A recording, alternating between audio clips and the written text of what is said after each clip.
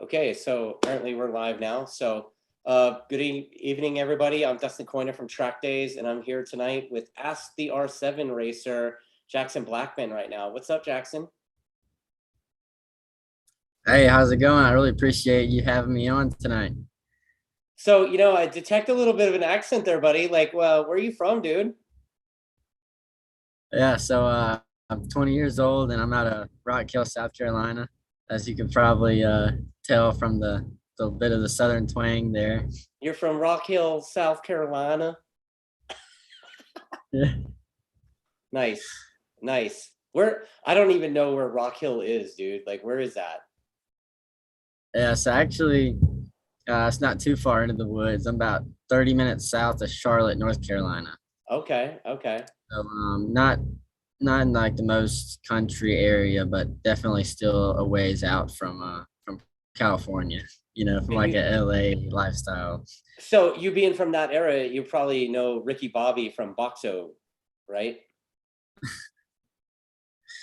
I don't know. No?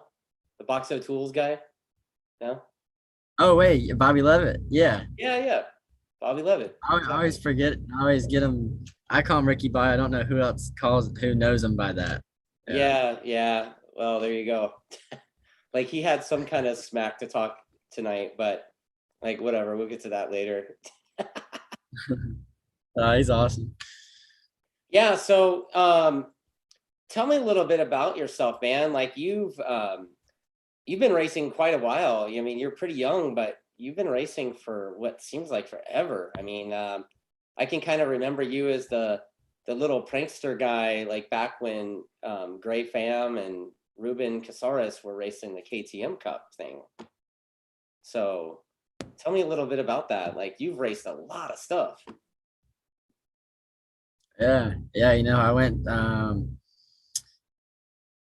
So kind of at the start, I started racing when I was about 7 years old. My, my dad, Chuck Blackman, is a former AMA pro racer who raced the Harley 883s, but kind of stopped as he started getting on the 600s and went to work at doing some machining stuff, and so that's kind of where I started riding, um, and so just kind of slowly moved up. And of course, my dad had a lot of connections in racing that kind of led me in the right direction, and so I went from riding a little bit of dirt track stuff to some supermoto stuff like the Heron Compound to riding the Milwaukee's on like the big tracks, and then kind of went pretty much from the Milwaukee stuff to the KTM 390s, which when I started Moto America in 2016, I started with this team Access Racing, and just kind of been going from there and got to ride some pretty cool bikes and go some cool places and there along the way. Well, like I said, you were you told me a story about this actually to add to you being the little guy about your leathers. Like, go ahead and tell that again, dude. That was awesome. Yeah, so even in 2016, I think that was the year when I was teammates with Brandon Posh in the KTM Cup. Uh, I'd always be like a kind of a funny joke that not a lot of people knew that the day in easy suits, I didn't even fit in the smallest men's size yet. So I'd actually always wear the women's suits. It wasn't until the end, at the very end of 2016, I even got into my first men's size suit, which I think is kind of funny, just to Wow, show that I was definitely one of the smallest guys. that's that's crazy. So, I mean, I guess you were wearing like a off the rack thing, and you weren't doing custom stuff yet. Yeah, yeah, I just started with Day and Easy and we started doing the stock suits, then kind of went to the custom stuff, I believe, like in later part of 2017, with after, a few results. And then, but actually I'd fit in the women's suits pretty good, to be honest. And so we just kind of stuck with that. That's cool. I mean, whatever works, right? That's racing. You Yeah. just like deal with whatever works. Um, so moving past the KTM's, you rode those for a couple of years, right? And then you switched to. Am I crazy? Did you switch to the R3? Yeah. So I rode the KTM Cup in 2016 and 17. In 2017 went pretty good. I had a few wins that year and was consistently up at the front. And actually, I'm going to the World Finals that year. Yeah. I know I got two top 20s, like maybe Okay. 16th, 19th or something like that. Not the greatest, but it was definitely quite the experience and much different than racing here. And then the 2018 went to the R3 program in the Junior Cup. When the Junior Cup first started, there was about 10 or 11 of us in like the R3 Yeah. program with Graves, and that was a really cool experience. Like, having like data on R3s, and even now it's even more crazy. But even then, I felt like it was, like factory. Like going and debriefing with all the Graves guys, and Yeah. that's kind of when I started doing some stuff on the Yamahas, until in 2019. I felt like maybe the R3 just didn't quite work into the rules, and so we were kind of almost forced to go to the Kawasaki, to be competitive. But it looks like now they're starting to get the rules a little more evened out. But it seems still like they're kind of trying to fine tune the R3 in the class. Yeah, it seems like every time a class is set in that level of bike, they used to call it the quarter liter class, right?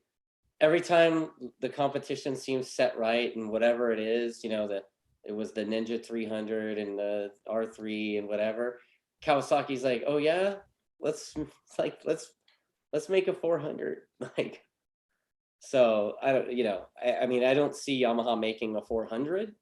So, I guess, and I'm part of this race club here in Southern California, and like I've already got a bunch of racers that race R3s, kind of like proposing that we kind of copy Moto America with modifying the rules there, so those guys can race that class competitively.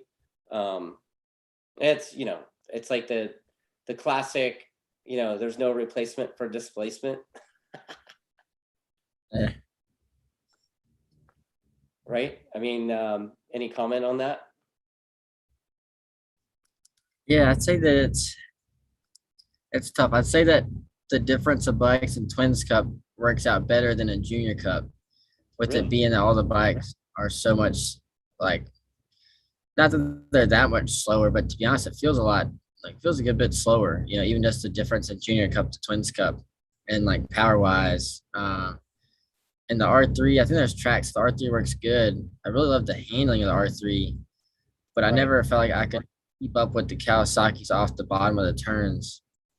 Um, it just seems, yeah, like if there was an R4, I think it'd be like perfect. But it's Right. just always been like, since Cali came out the 400. I remember Ashton Yates at the preseason test at Barber. He put one off the showroom floor and went P1, and we were on like, like our R3s weren't bad, like they were, like super sick. But I mean, it just came, I mean, out of the box with that much more motor. I mean, and that was then after that they had to, start putting the rev limiter and adding weight. Yeah. So of course they're way faster, because even if they took the rev limiter off, it'd be like not even a chance. So I Right. think that and then the R3, they have to push the motors, to even keep up. Like, I mean, I get like they just made a faster bike, but I think it'd be, if Yamaha, 320 versus 400, it's hard to make that up. Right.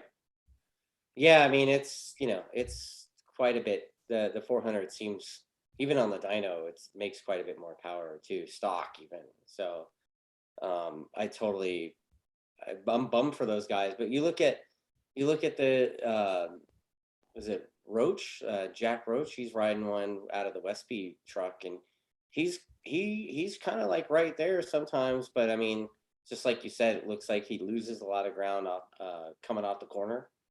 Um, and that's, but that Junior Cup class is, I look at it like it's, you guys are learning how to be pro racers, right? So, um, I think that's being accomplished.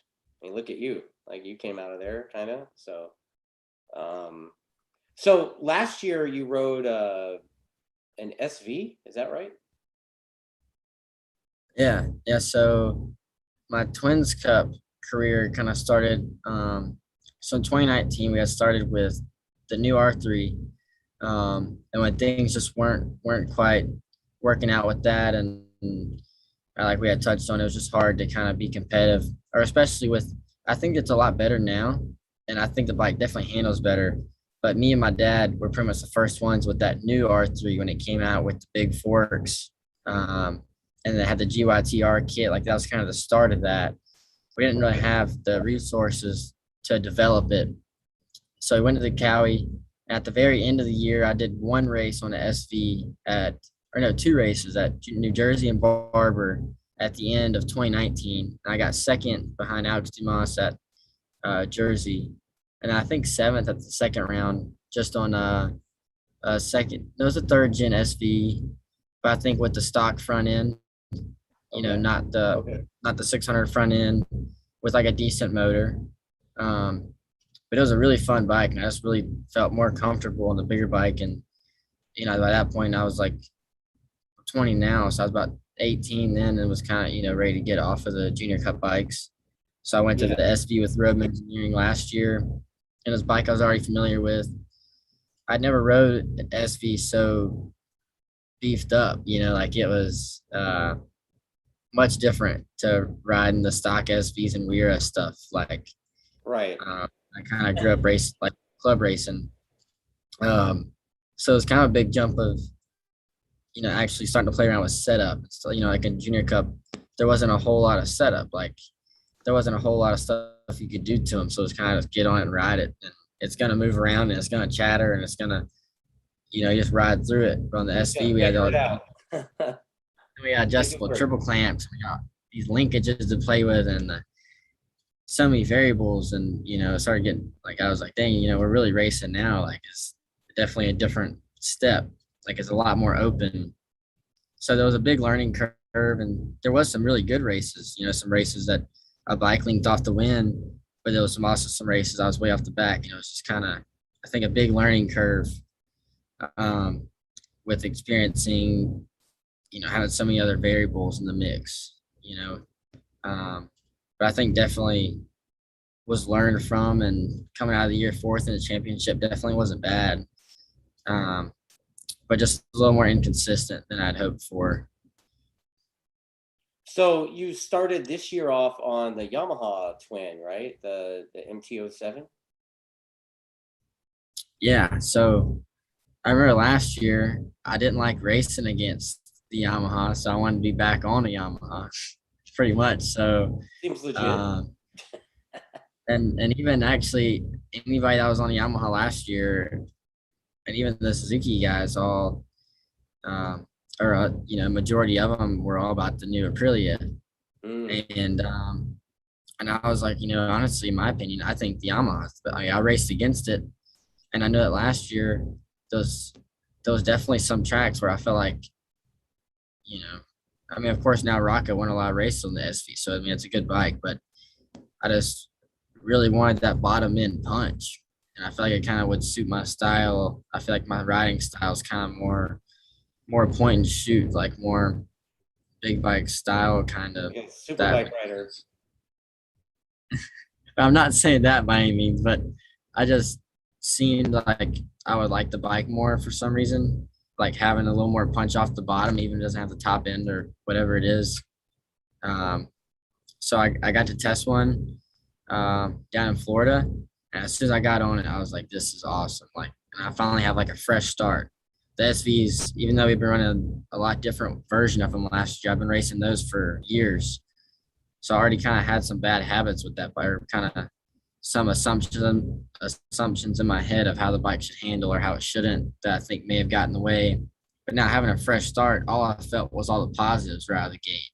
I Right. didn't feel any negatives. Like the power felt really like the way it made power felt awesome.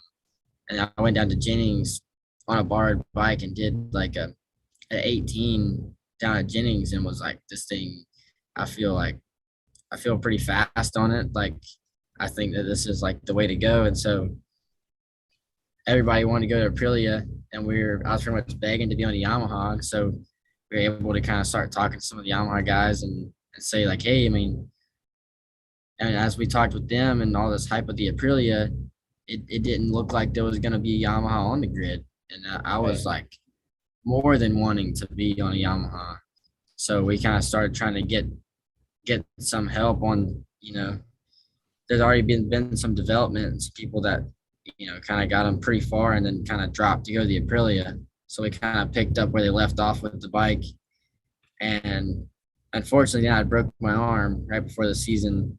But our first round at VR, my first race on a Yamaha, we got 2 seconds, like just off the win. And I was like, this thing is awesome. Like, I mean, how could I complain? Like first race on the bike, it felt like that was my best. It felt like pretty much my best race weekend of my career, at least most consistent. And and so I was already knew it was going to be a really good year just from that start. So since then, obviously, you've had a mid-season motorcycle change, right? Like you're one of the few guys in the country to race the new R7. Tell me a little bit about that. Yeah. So throughout this year, on the MTS 7, I had podium the first 5 starts, and actually got a couple wins up at the Ridge. And it was after that we went down to Laguna, which was about when we had got the R7 in. And we were already looking at how soon can we get it on the racetrack and have it race ready. And so pretty much as soon as I got home from Laguna was full focus and getting the R7 together for Minnesota. So we had couple weeks there. Um, and so basically, me and my dad, we kind of have a little joke like backyard Blackmon, because we have a machine shop in the backyard in the basement where we do everything. So pretty much, of course, we have a lot of support from a lot of people and companies, but the actual bike building and everything is me and my dad. And so Wow. um, we just got the work down in the basement and kind of just started to figure the thing out. We were kind of the first, at least one of the first, from my understanding, to have the R7 in our hands to start preparing as a race bike. And we just got down, started tearing it apart, and seeing the differences and seeing it. Um, by that point, I have no laps on it, and so we pretty much just showed up at Minnesota with the bike, and there's still little bits and pieces that are still coming together, but majority race ready. For example, kind of like a little bit like the build list is we're running the same Graves exhaust, full titanium system. The MT07 motor is the same but not the same. So like it bolts straight in, but the R7 comes with the super clutch, You're and I right. believe they fixed fourth and fifth gear, like they corrected it, and so you don't. Then there's actually no need to even back cut the transmission now. Oh, Um, cool. the motor comes really ready. Pretty much we just do a lot of stuff on the top end. We don't even really do a whole lot with the bottom end on these things. Really. So we pretty much just kind of bolted our motor in. Um, and then we put the attack triples. We changed the rear linkage. I think it's like a Triumph 675 rear shock that we run on it from Olin's or whatever Okay. I think that's what the one we've been running, something like that. And then we're running the R7 forks with internals. Um, So and let me then ask you pretty much, this. Let me ask you this.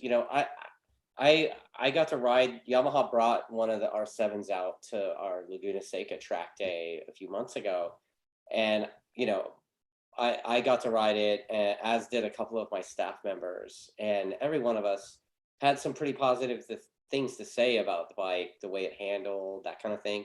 And then I don't know, like a month and a half ago, I was lucky enough to go to Brainerd for the test that Attack Yamaha did, and they brought this one bike out. That bike's on tour now, but with Yamaha, it's the when they put the Yamahas on display at the race weekends or whatever.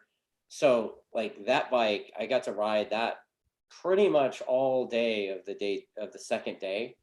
And that bike was quite a bit better than the stocker even, but it still had stock forks, you know. I was pretty impressed with the way the thing worked right out of the box. So um do you want to speak a little bit about like what you're noticing as a race bike build, like how the R7 is different or better or whatever than the MT? Yeah, so I'd say that one of the biggest things is um, there's a few little things that makes a big difference on the bike. But one of the biggest things being is like stock bike to stock bike. And so like the stock MTO7 to stock R7, the R7 is pretty much right. Like you can race it how it comes. I mean, there's some stuff that I think it'd be an advantage to change. Obviously with the take getting the stock stuff off there and make it a little more racy. But stock to stock on the MTO7, we're having to change out the whole front end. Like the whole front end come off and put the R6 front end. Well, now it has the R7 front end, and it's 9 day difference. Like completely different bike. Like it actually feels like a race bike. Like the stock MTO7 forks. Are definitely more of a street fork, where I think the R7 is a lot beefier, a lot stiffer. With they added the bracing on the sides of the frame that ties together the main frame to the subframe at the swing arm pivot, which I think Right. really strengthened the whole chassis where there was a little bit of flex there. And I mean, even the MTO7, like even that bike was more than capable of winning. But now with the R7, I think it's an even better package, with it being just so much more race inspired, I'd say. Because the MTO7 starts as a street bike, as a cruiser, Right. upright position, not exactly intended to be raced. It's So the a R, commuter bike. Let's be real. It's a commuter bike. yeah. So Yeah. to already be, even ergonomically, it just sits more racy. The tank Right. cover is way better. Um, everything about it, and I definitely on the track. My like race bike to race bike, the MTO7 to the R7. The R7 is I feel way more comfortable. On the R7, I feel faster on it, and I'd say definitely I feel more comfortable going fast. Like the MTO7 didn't feel as like natural going fast. Does that make sense? Yeah. Like Totally. like ergonomically, even it Yeah. didn't feel Well, as the like tank cover, right? The tank covers on those things was like it was like modeled off of like an '09 R1, right? So it's like these yeah. gigantic. Yeah, I remember that. So Yeah, so it's definitely just as simple as a tank cover makes a big difference. So, you know what? I have it in my notes to ask, but there's a couple of guys that are commenting live, and they, how. Let's talk about the support that maybe that you're getting from Yamaha. Like, how's that relationship with Yamaha working out for you? So I'm very fortunate right now that pretty much I don't think I'd be where I'm at, without these guys believing in me. Um, to be honest, to give it a little background, I mean, I didn't have the most consistent year last year, and so it wasn't necessarily people like calling me up at the end of the last year. Um, I was kind of sitting there. I'd parted ways with the road engineering guys, and I was pretty much just sitting there with my dad, like, so are we racing or not, or you know. And so it's kind of like if I wanted to race, I had to put something together, and I was dying to get on a Yamaha, and I'd say it kind of worked out. Like I'd say that everybody jumped on the Aprilia train and was just kind of completely forgot about Yamaha. And I was dying to get on Yamaha and already kind of had that relationship with them, from Junior Cup, where they actually even sent me to the VR46 Master Camp. Oh wow. I was one of two Americans to go. Me and Corey Ventura went to the Master Camp in Italy. And so I already had pretty good ties with them.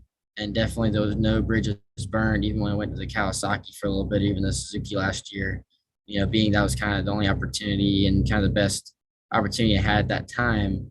And the timing and everything lined up to go with them. And I kind of talked to them. I was like, hey, I mean, especially if it's not looking like there's going to be another Yamaha. I'd like to, you know, be be the guy this year. Like if nobody's, everybody wants to jump on the Aprilia, that's great, but I want to be Yamaha's guy and promote for you guys, and was kind of looking into hoping to kind of get some level of support, especially being that I know that there's support to be had in Twins Cup.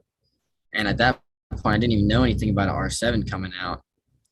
So it really lined up that now they're putting a lot of focus into the R7 in that department with discontinuing the R6. So I think that kind of shows a lot me sticking with them and wanting to be a part of Yamaha, even with this Aprilia train going on, and then sticking with those guys. Then the R7 comes out. I see a lot of guys jumping over as they should. Like, everybody was talking about my bike at the beginning of the year, coming out and getting on the podium and stuff like, oh, this bike's so good. And I'm like, it is. Why isn't everybody on one? Like, I Right. don't understand why they're not. And Well, so, with that R7, I mean, you and what's the other guy? Hayden Schultz. Like, you guys were the only yeah, guys that were on R7s at Brainerd, right? And out of the box, both of you guys looked pretty menacing. Like, you guys were right there. It looked like you guys were within a mile an hour or two on the straightaways as the Aprilia thing. But you guys were right there, man. And for whatever reason, tire, whatever. I mean, you want to talk a little bit about what happened to you at Brainerd? Like, you you had yeah, probably you had a good weekend at Brainerd until you didn't. So, um, go ahead and tell us what happened there. yeah. So kind of to start the weekend off, we had the test day Thursday, which is pretty much our day to say, okay, so let's see how this thing goes, and we're just kind of set it at the space line, see where the times stack up, and then kind of see, are we going to run the MTO7 or R7, and if we need more development. And it was very quick decision of this R7 is perfect out the gate. I mean, there was definitely some tweaks, but I felt that already on the test day, I'd actually rode my MTS7 at Brainerd for that Yamaha day, and I went faster on the R7 my first day on it at the test than I went on my MTO7 that I'd been racing on, and I already had set up very close to how I had it the rest of the season. So to come out like the first session, I was like, all right, there's even more to go on this thing. So I see a lot more potential than like if I were to race the MTS7, the setup's already there. It's kind of clicker here, clicker there. On the R7, Right. we still don't even have like the full potential. So to go out and in the race, even I felt really comfortable. Like I was right up there. I didn't get the greatest of starts. I was kind of clawing my way back up towards the end of the race. I fell back some, and I got back up to third and wasn't too far behind Caleb. But Brainerd is a really bumpy track, really Yeah. rough and technical. And Yeah. I felt like I don't have like the data and stuff on my bike, at least not yet. But I felt like maybe I was in there a mile an hour faster than normal, and trailing into the carousel, and I just hit one too many bumps, and the front end like just went on me, which was pretty devastating, especially with the championship and everything in mind. But I mean, that's pretty much the only mistake I've had all season. So I couldn't kick myself for too long, then knowing that, it's just one crash, and I did everything I could to go for the win in that race. And that's what we're all trying to do. So just a minor hiccup, on my part, which led to some sort of brake issue that I'm not 100% sure, but in Sunday's race two, on the siding lap, I'd went out and my brake from the first brake zone had come in like halfway. So it wasn't like a fade, but it was like the first braking zone, it's like it pushed apart, or something, like the pistons pushed apart, or like there was air in the brake lines or something. Like it came in, and then I kind of looked back, and on the short straight from 3 to 4, I hit the brakes again and it was fine. I was like, okay. And then by the time I get back to the next like hard braking zone to 12, on the siding lap still, it came to my fingers again, but still pressure, but just like, you know, way later in the stroke of the lever. Um, and I get up on the grid and I told my dad, I was like, I don't feel very like comfortable right now. Like I don't know what is going on with the front brakes, but it's like real inconsistent. And then I went out and sure enough in the race, it was the same thing. And it just felt too inconsistent that it was kind of like dangerous. Yeah. And so I just didn't feel comfortable like pushing just because it was always in the back of my head.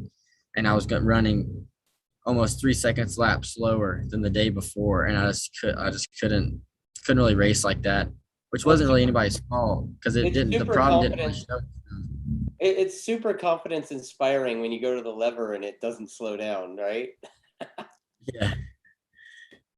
Oh Yeah. man. So it just nobody's fault really, but something in the crash. I think that we really needed to bleed the brakes again anyway, because I had it was already just a little bit spongy to begin with. Um, Again, that I didn't really bring the problem up. Like it didn't really have that problem until starting race two, and so we had made a big change to the bike in warm up, and I didn't really even notice anything with the brakes, at least not to that extent. So maybe something in the heat, added in, or more pressure. But um, unfortunately, I had to retire early, which was pretty devastating. Like to debut the bike that way, but I look more Yeah. of like debuting the bike is before I'd crashed out of race one, I was right in the hunt, to win the race. Like, and that was the first weekend on it. And Yeah. the for I think a good like comparison is like the R7 competes with the Aprilia 660, the SV 650, like the twin race bike, like not, it's not a 600, which is not supposed to be a 600. It's supposed to be a Right. twin. And with what I was competing with, it took the Aprilias this long in the season to get that fast.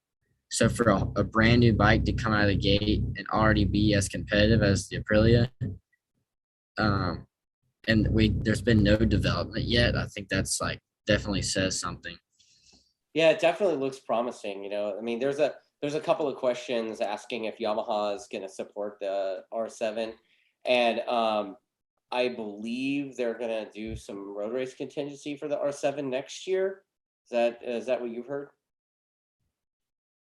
Yeah. So obviously, I've been getting some support from them this year that I'd say like, that they've definitely been helping me out as, kind of their only option, when I was kind of the only Yamaha guy out there, it's actually Hayden switching from the Aprilia to the R7 halfway through this season.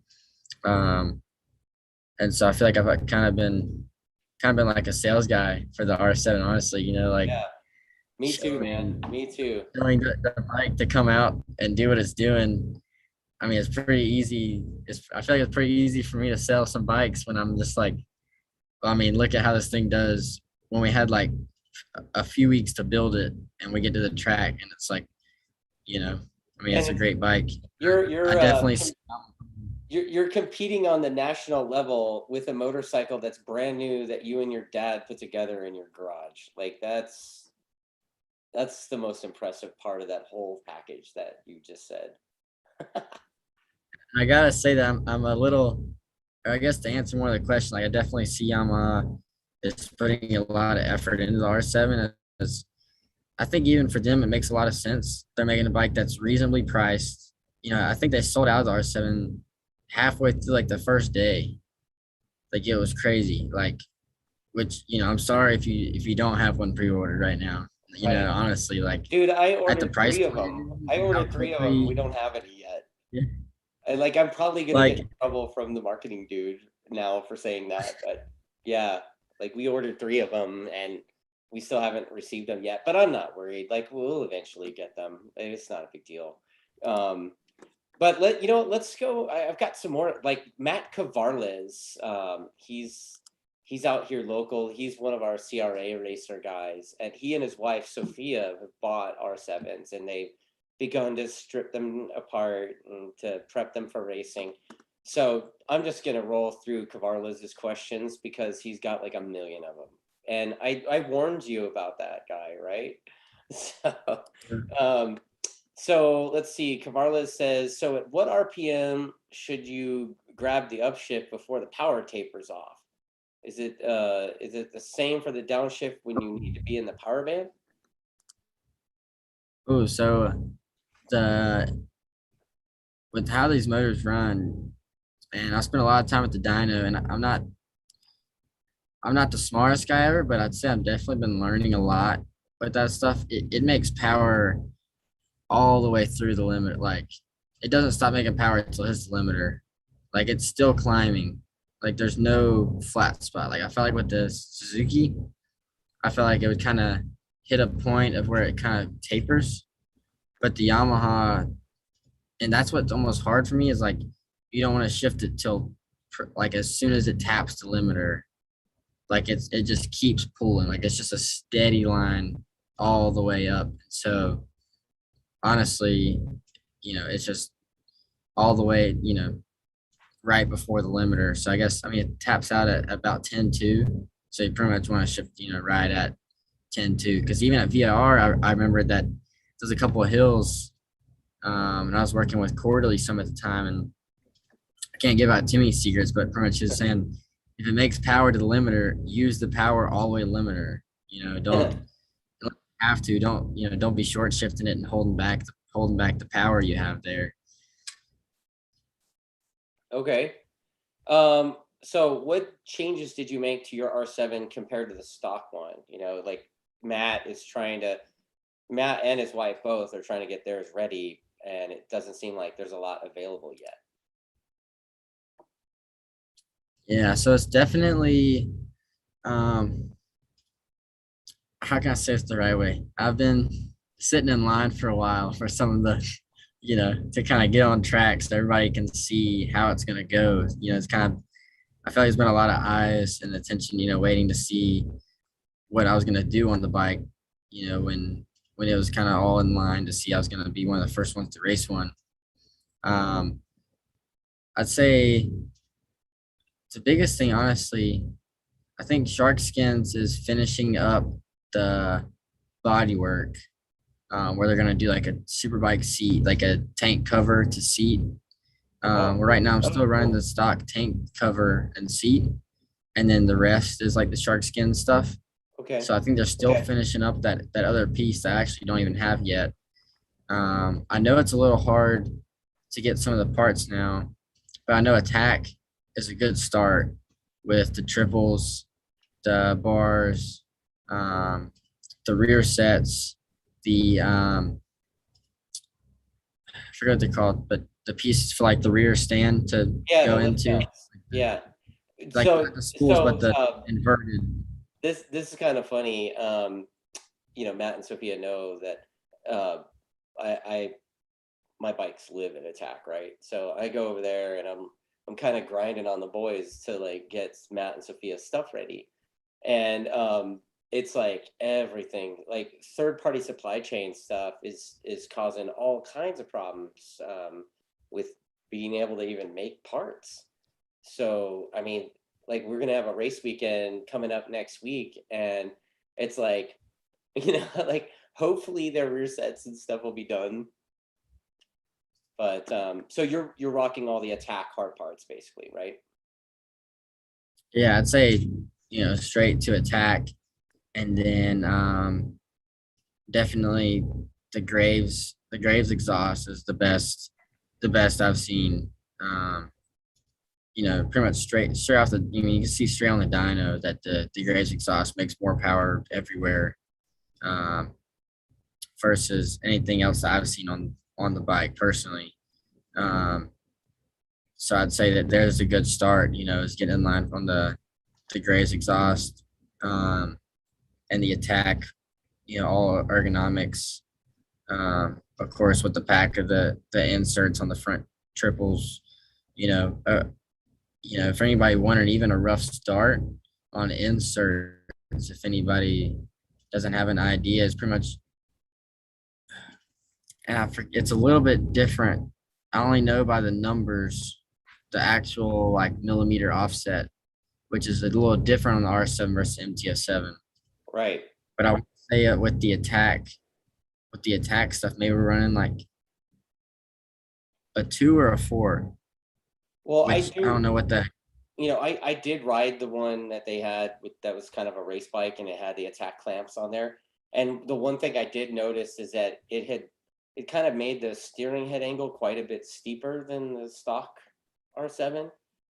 And correct me if I'm wrong, but that made the thing just pancake so easy on its side, like knee down like that. Like, is the that thing the thing turns on a dime. Like I feel like we're still figuring out the front end suspension wise to where the MTS7 I couldn't throw the bike in that hard, like it wouldn't turn that good as the R7. So now that it can turn so hard so fast, it's like now we're having to change the front end setup because I can ride the front end so hard now. We didn't necessarily have the front end setup for like riding it that hard. Because now I literally feel like you said, I can just throw it in the turn like wherever I want it. Like it just feels so like effortless. And I think that it's definitely a big help. Like the attack triples, I feel a big difference versus other triples. With it being, I just those guys are perfect. Like, luckily I see a lot of stuff. My dad owns a machine shop, Finish Line Machine. So it's kind of cheating when I say, it's just me and my dad. I have a little more than the average dad there, working on my bikes, Um, but especially knowing the machining side of things, and if just looking at the clamps is like those things are awesome, and definitely the design that just allows everything to flex the right way. Everything just has an easy installation. Of course, in the shop, it's easy to install triples because I can just hang the bike on one of the like the cranes in the shop, and just take the whole front off and put new front end on. Um, so? but yeah, Let's talk about is what about the electronics? Like, how easy was it for you to? Were you able to get the ECU flashed, or is it like on lockdown like the 20R1 was?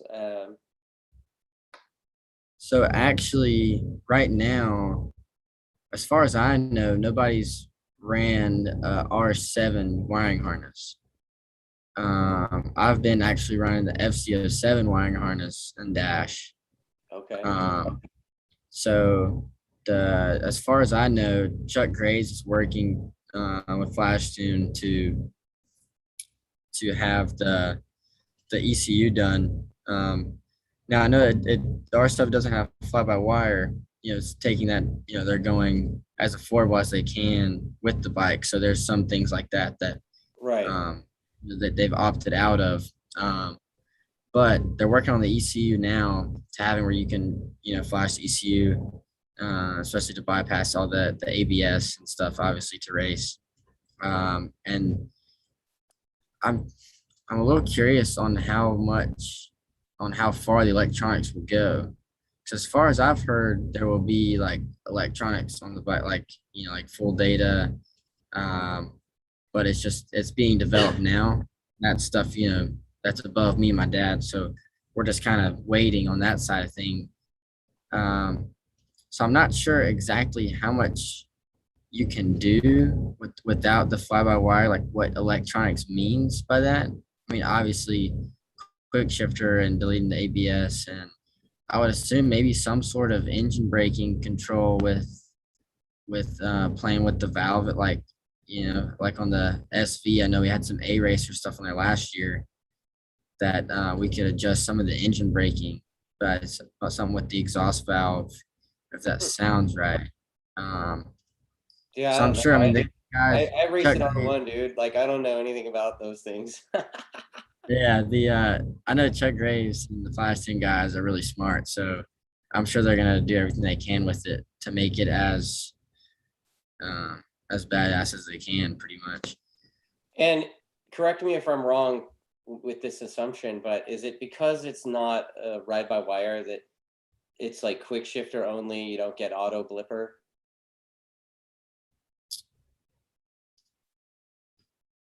Yeah, I wouldn't think that you could have auto blip.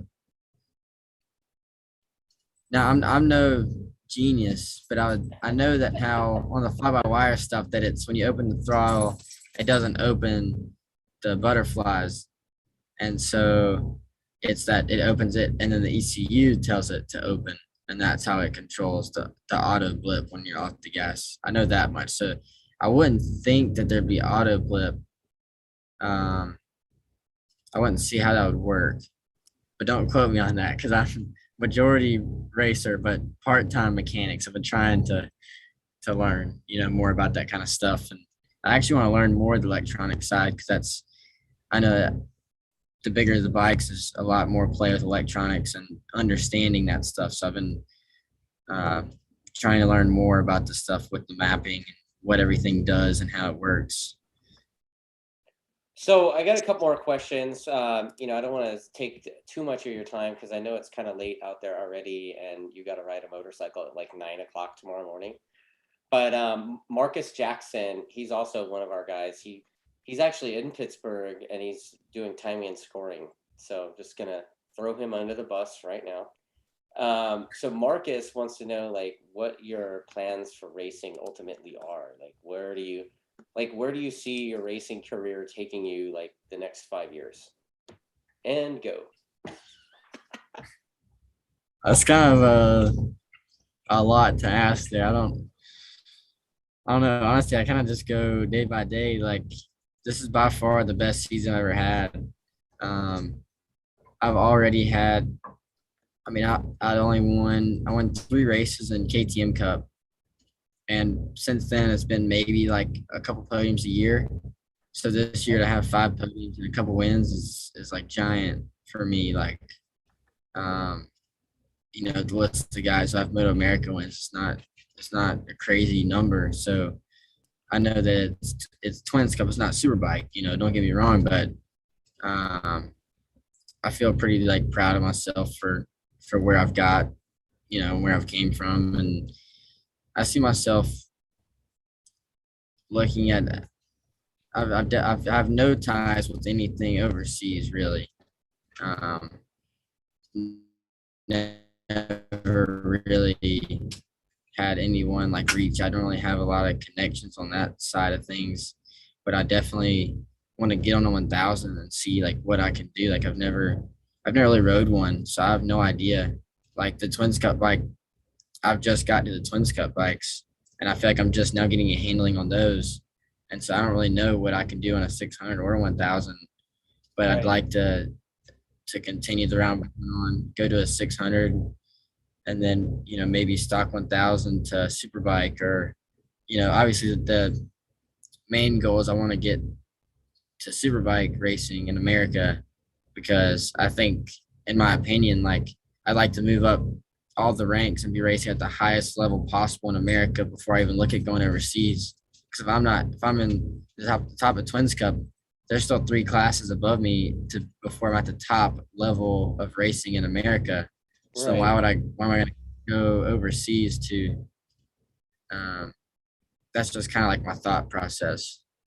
So I think it's kind of get racing to superbikes first and see if it looks like this is something I can really pursue before I even look at World Superbike or MotoGP or something, because um, that's just I don't see it very realistic. You know what I mean? So, it looks, am I crazy to think that you guys have one Twins Cup race on Saturday and that's it for the weekend this weekend? Yeah. Okay. So, that being said, what's your plan for this weekend, Jackson? Well, I think that we're a lot better prepared this weekend. Okay. Any slight problems kind of showed themselves or not that we had any problems, but starting the weekend at Brainerd, but with a little crash. That's actually my first crash of the season, like on anything. Like I hadn't crashed in any practice sessions or anything. So that was the only time I've had to do any work this year, really. So it was just kind of like going back through everything. I feel a lot better prepared.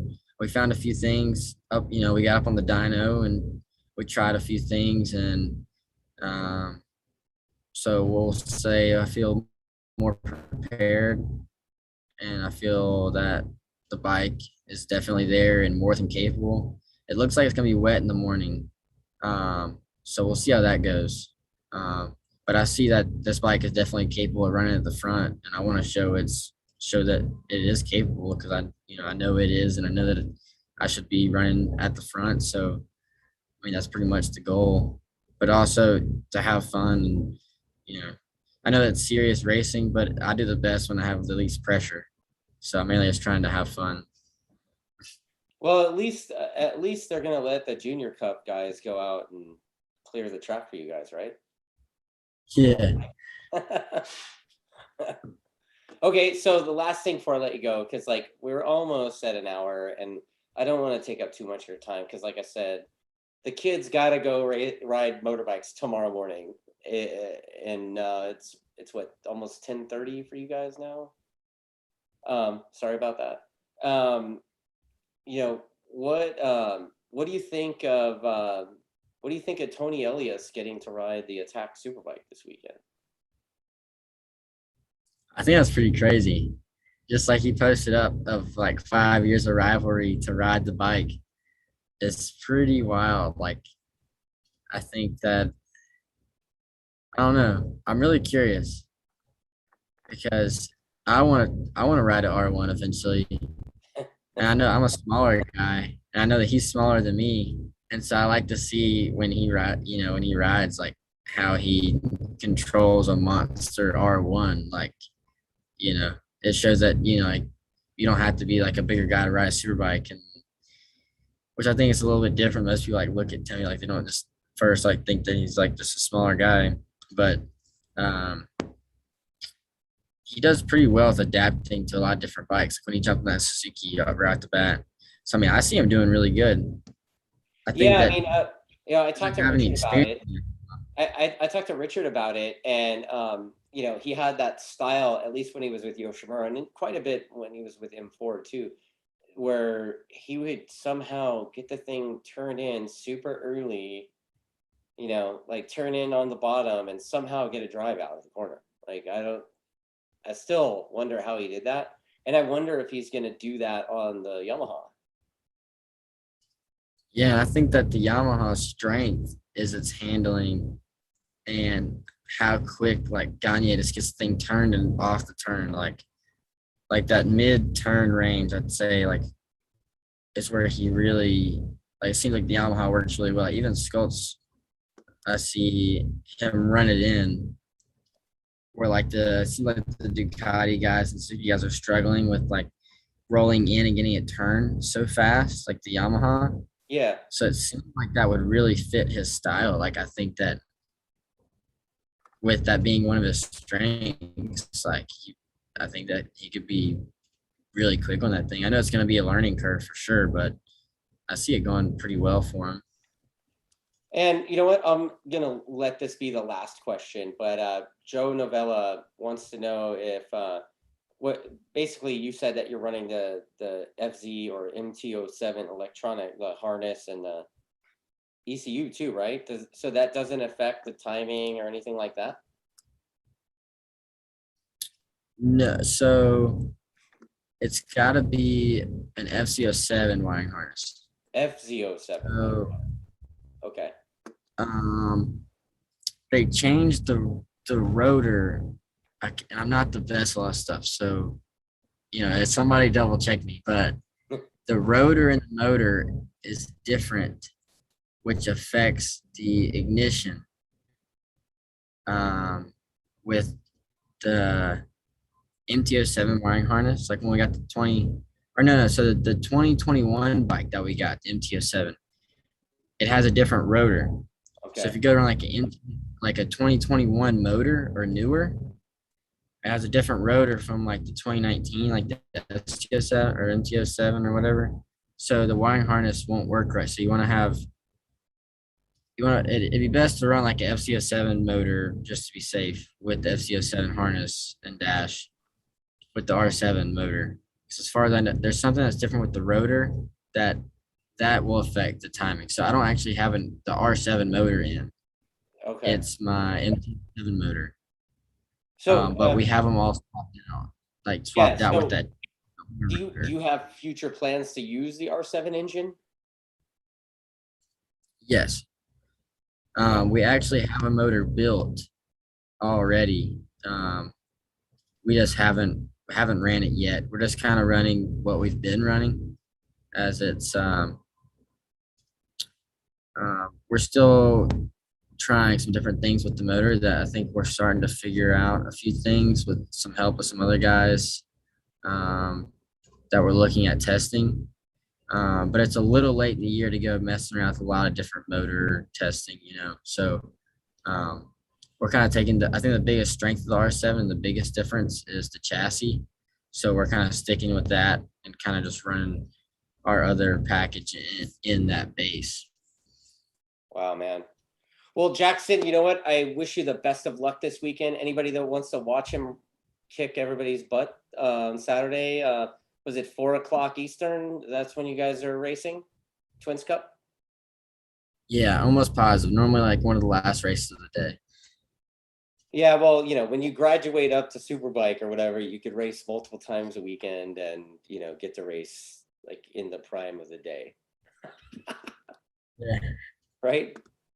Well, best of luck to Yeah. you, Jackson, and we'll be rooting for you. And thank you for your time, man. I know it's late over there. You're like in Oh, your yeah, no, I motorhome. appreciate it. Are you gonna go back out and work on your brakes some more? No, it should be all good to go now. So luckily staying at the track, I get to sleep in, so I'm All right. not too worried. All right. Well, good luck this weekend, and we'll be rooting for you. And thank you for your time. And yeah, that's about it, man. Have a good night. Yeah. Thanks again for